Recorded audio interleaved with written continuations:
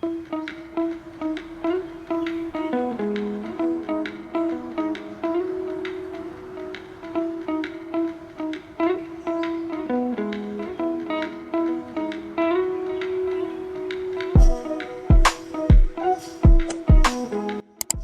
Friends, welcome back to మౌనంగా మీ మౌని. అందరూ ఎలా ఉన్నారండి? మేమైతే చాలా బాగున్నాం. మీరందరూ చాలా ఆనందంగా ఉన్నారని కోరుకుంటున్నాను. ముందుగా అందరికీ గుడ్ మార్నింగ్ అండి. ఏదైనా ఒక పెళ్ళికి వెళ్ళాలంటే మన ఆడవాళ్ళ హడావిడి తెలిసిందే కదండి. ఇంట్లో అన్నీ సర్దుకొని ఉండాలి, అలాగనే పిల్లల్ని రెడీ చేసుకోవాలి, మనము రెడీ కావాలి. అందుకే అంటారేమో ఊర్లో పెళ్ళికి కుక్కల హడావిడి అంటే మీదే అని. హడావిడిగా మార్నింగే లేచేసి పిల్లల్ని రెడీ చేసేసి నేను కూడా రెడీ అయిపోయి పెళ్ళికైతే బయలుదేరామండి. మార్నింగే బయలుదేరాం కాబట్టి వెదర్ అంతా కూడా చాలా బాగుందనమాట. మంచు కురుస్తూ ఉంది. ఆ రోజు చలి కూడా ఎక్కువగా ఉందన్నమాట. సండే కాబట్టి పిల్లల్ని కూడా పెళ్ళికి తీసుకొని వచ్చామండి. సండే రోజు ఇంటి దగ్గరే ఉంటారు కాబట్టి వాళ్ళు కూడా కొద్దిగా పెళ్ళిలో ఎంజాయ్ చేస్తారని చెప్పేసి, అందరినీ కలిసినట్టుగా ఉంటుందని చెప్పేసి పిల్లల్ని అయితే తీసుకొని వచ్చాము. మార్నింగే బయలుదేరాం కాబట్టి వెదర్ అంతా కూడా చాలా కూల్గా ఉందండి. అంటే మా సైడు ఎర్రశనగ వేస్తారనమాట, ఎర్రశనగ. ఆ శనగకు బాగా మంచు కురిస్తేనే బాగా పండుతాయండి. ఆ శనగ అంతా కూడా బాగా పొలం పైన బాగా పరిచినట్టుగా ఉందన్నమాట. ఆ పంట అంతా కూడా చాలా బాగుందన్నమాట వెదరు. అలాగనే ఆ పంట చూసుకుంటూ రావడము. ఇంకా పెళ్ళికైతే బయలుదేరి వచ్చేసాం కదండి. మా కళ్యాణ మండపం అయితే వచ్చేసాము. పెళ్ళి అయిన తర్వాత మనం ఒక్కరమే వస్తామండి. మన బంధువులు, చుట్టాలు, ఫ్రెండ్స్ అందరూ వచ్చి ఉంటారు కదా. వాళ్ళందరినీ కలిసి చాలా బాగా మాట్లాడేసి ఎంజాయ్ చేసేసి వచ్చేసామండి పెళ్లి నుంచి. కళ్యాణ మండపం అయితే చాలా పెద్దదనమాట. మేము వెళ్ళేసరికి తలవాలు పడుతూ ఉన్నాయండి. 8:15కే తలవాలన్నమాట. మేము బయలుదేరడం అయితే 7కే బయలుదేరాము. మాకు కొద్దిగా డిస్టెన్స్లోనే ఉందన్నమాట. వెల్లాల గ్రామం సంజీవరాయస్వామి దేవాలయం దగ్గర ఈ కళ్యాణ మండపం అయితే ఉందండి. వెల్లాల గ్రామంలో ఈ పెళ్ళి అయితే పెట్టుకున్నారనమాట. ఆ వెల్లాల సంజీవరాయుడు కూడా చాలా ఫేమస్ అండి. అంటే ఆంజనేయ స్వామి అనమాట. చాలా బాగా పూజలు జరుగుతాయి.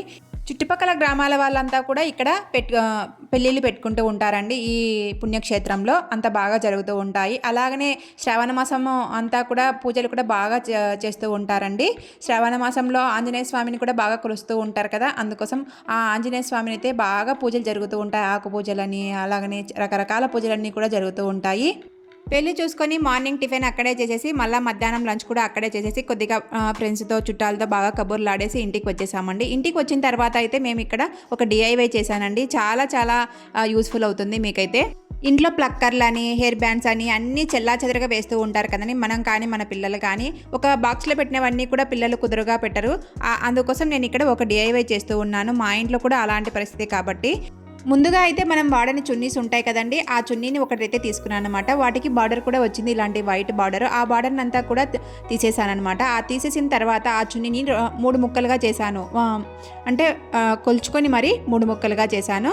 కట్ చేసి 3 ముక్కలుగా చేసిన తర్వాత వాటిని హాఫ్ వరకు ఫోల్డ్ చేశాను. హాఫ్ వరకు ఫోల్డ్ చేసిన తర్వాత అయితే మనం ముందుగా తీసి పెట్టుకున్నటువంటి ఈ లేస్ ఉంది కదా, ఆ లేస్ని మనము పైన ఒక క్లిబ్బులాగా కట్టేశాను అనమాట. అంటే తగిలించుకోవడానికి తాడులాగా కట్టేసిన తర్వాత ఆ లేస్ని తీసుకొని హాఫ్ కంటే కొద్దిగా తక్కువ చుట్టి అంతా కూడా చుట్టేసాను అనమాట. చుట్టేసిన తర్వాత అయితే కింద అయితే ముడి వేస్తున్నాను. ముడి వేసిన తర్వాత అయితే ఇలా కట్ చేసుకోవాలండి. నీట్గా కనిపిస్తుంది అనమాట. మనము ఏదైనా చేసినా కూడా నీట్గా కనిపిస్తుందని చెప్పేసి ఇలా చేశాను. లేస్ ఉంది, వేస్ట్గా పడి ఉంది కాబట్టి. ఒకవేళ మీకు లేస్ లేదనుకోండి, ఒక తాడు తీసుకొని పైన క్లిబ్బులాగా తగిలించుకోవడానికి తాడుని కట్టేసిన తర్వాత అయితే మన జడ అల్లినట్టుగా అల్లుకోండి. నేను ఇక్కడ ఆ లేస్ ఉంది కాబట్టి ఇలా రెడీ చేసుకున్నానండి. తర్వాత మనం ఉన్న చున్నీనంతా కూడా ఇలా మనం జడ అల్లుకుంటాం కదా, ఆ జడ అల్లుకునే మాదిరిగా మనం అల్లుకుంటూ రావాలండి. ఈ క్లాత్ కొంచెం సిల్క్ క్లాత్ కాబట్టి కొంచెం నీలుకున్నట్టుగా ఉందండి అంతా కూడా. ఒకవేళ మీరు కాటన్ క్లాత్ అంతా తీసుకుంటే చాలా బాగా నీట్గా వస్తుందండి. నేనైతే సిల్క్ క్లాత్ తీసుకున్నాను కాబట్టి చున్నీని ఇలా వస్తుందన్నమాట. నీలుకున్నట్టుగా కనిపిస్తుంది. నేను గుంజుతూ ఉంటే కొద్దిగా సాగినట్టుగా కనిపిస్తూ ఉంది.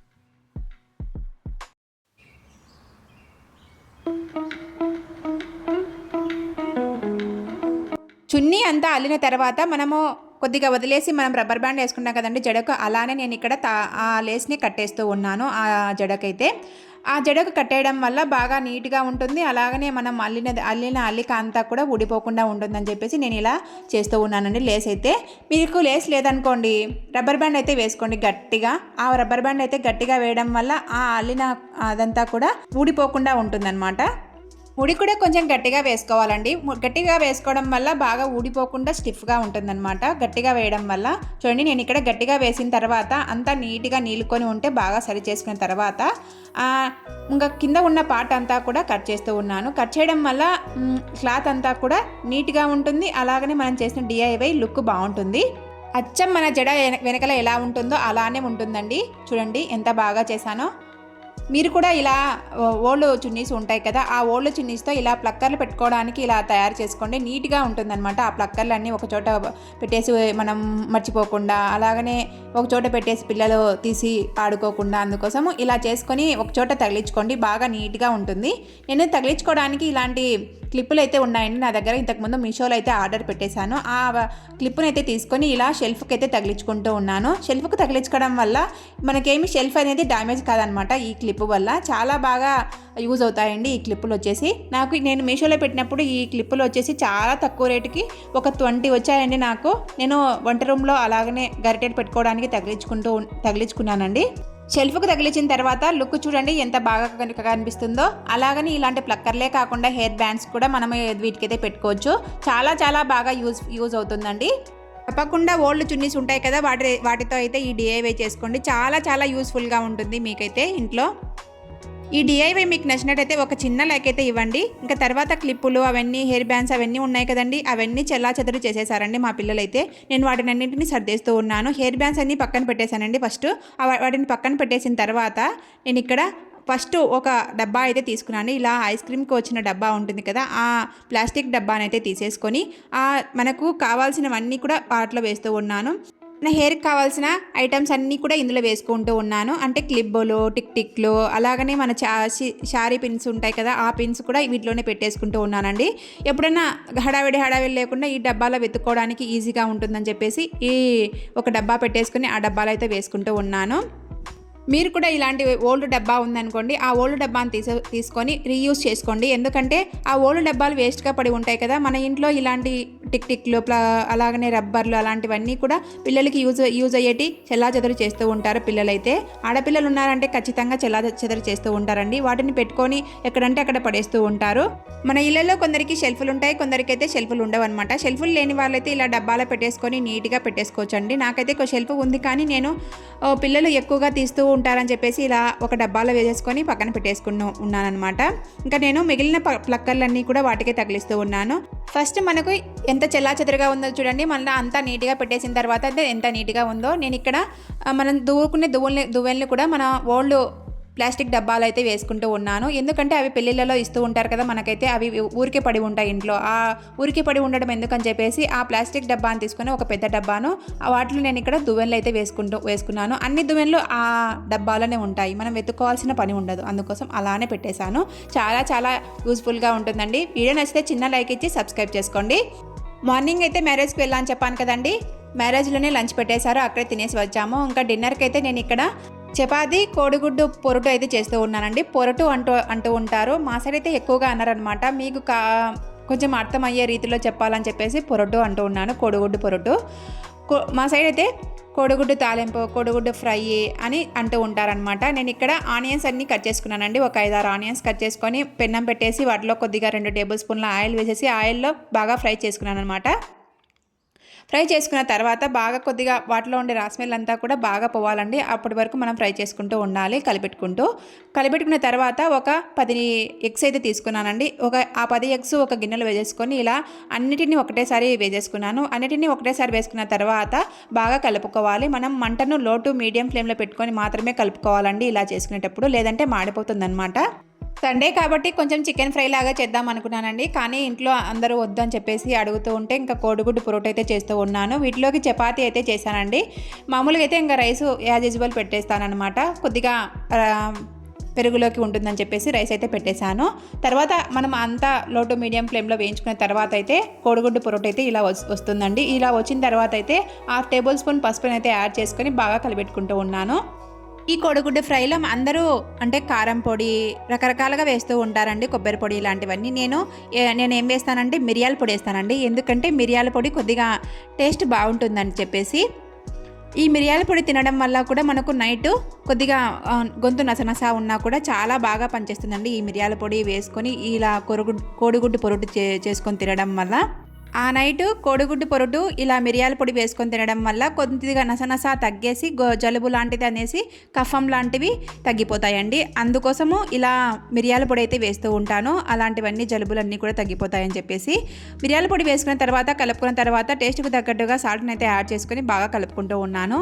ఇలా కలుపుకున్న తర్వాత అయితే ఒక 10 నిమిషాలు మనం బాగా వేయించుకోవాలండి. లేదంటే వాటిలో ఉండే వాటర్ అంతా కూడా బయటికి వచ్చేసి మనం కొద్దిగా పచ్చిగా ఉన్నట్టుగా కనిపిస్తుంది. అందుకోసం కొద్దిగా ఒక 5 నిమిషాలు కానీ 7 నిమిషాలు కానీ బాగా వేయించుకోవాలి అక్కడే కలబెట్టుకుంటూ.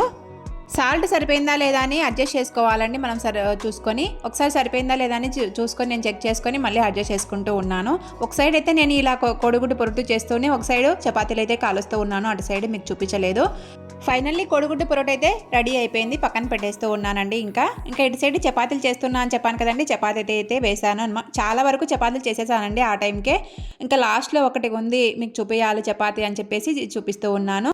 నేను చపాతీలు మొన్న పెన్నం అయితే సీజనింగ్ చేశాం కదండి. అంతా వాటి కింద పెన్నానికి కింద కూడా క్లీన్ చేసేసి సీజనింగ్ అయితే చేశాం కదా. ఆ పెన్నం మీదనే చేస్తూ ఉన్నానండి, ఇనుప పెన్నం మీద. ఈ ఇనుప పెన్నం చాలా చాలా బాగా పనిచేస్తుందండి నాకైతే. నేను చపాతీలు చేస్తాను, అలాగనే పెసరట్లు వేస్తాను వీటిపైన. అలాగనే మనం మిల్లెట్స్ దోశ ఉంటుంది కదా, మిల్లెట్స్ దోశ అయితే నీట్గా వస్తుందండి. అంత బాగా వస్తుందన్నమాట ఈ పెన్నం పైన అయితే. నేను అన్నిటికీ ఈ పెన్నం వాడతాను, ఒక్క దోశకైతే వాడను అనమాట. దోశకు వాడతాను, కాకపోతే ఇది పెన్నం కొద్దిగా హీట్ ఎక్కువగా ఉండడం వల్ల ఆ దోశలు తొందరగా కాలడం వల్ల కొద్దిగా మాడిపోయినట్టుగా మధ్యలో కనిపిస్తూ ఉందని చెప్పేసి నేను దోశకైతే ఈ పెన్నాన్ని అయితే వాడానండి. మామూలుగా నాన్ స్టిక్ పెన్నం ఉంటుంది కదా, ఆ నాన్ స్టిక్ పెన్నం అయితే వాడుతూ ఉంటాను. మామూలుగా అయితే పెసరట్టుకు లేదంటే చపాతీకి అలాగనే మిల్లెట్స్ దోశకు ఇలాంటి వాటికన్నిటికీ ఈ మూడింటికి నేను ఈ పెన్నాన్ని అయితే వాడుతూ ఉంటాను. చాలా చాలా బాగా వస్తాయన్నమాట. ఇంకా డిన్నర్ అంతా కూడా ఫినిష్ చేసేసుకున్న తర్వాత అయితే వంట రూమ్ అంతా కూడా క్లీన్ చేస్తూ ఉన్నానండి. మనం ఎప్పుడూ కూడా డిన్నర్ ఫినిష్ చేసిన వెంటనే వంట రూమ్ అంతా క్లీన్ చేసుకోవాలండి. లేదంటే మనకు పురుగులు అవన్నీ కూడా వస్తూ ఉంటాయన్నమాట. నైట్ అంతా కూడా అలానే పెట్టేస్తే పురుగులు రావడమే కాదండి, వంట రూమ్ అంతా కూడా స్మెల్ వస్తుందన్నమాట. మళ్ళీ మార్నింగ్ లేచేసరికి అంతా చెల్లా చెదరగా ఉంటే మనకు ఏ పని చేయబుద్ధి కాదని చెప్పేసి నేను నైటే క్లీన్ చేసుకొని పక్కన పెట్టేసుకుంటూ ఉంటాను నీట్గా. వంట రూమ్ అంతా నీట్గా క్లీన్గా ఉందంటే బాగా నిద్ర పడుతుందండి. లేదంటే అసలు వంట రూమ్ అంతా చెల్లా చెదరగా ఉంటేదంటే ఆ నైట్ అంతా కూడా నిద్ర పట్టదనమాట. అందుకోసం అంతా క్లీన్ చేసుకుంటూ ఉన్నాను. వంట రూమ్ అంతా ఎక్కడివన్నీ అక్కడ సర్దేసి తర్వాత ఇంకా మన గిన్నెలన్నీ పడుతూ ఉంటాయి కదా, ఆ గిన్నెలన్నీ కూడా కడిగేస్తూ ఉన్నాను. కడిగేసిన తర్వాత అయితే వంట రూమ్ చూపిస్తాను ఎంత నీట్గా ఉందో.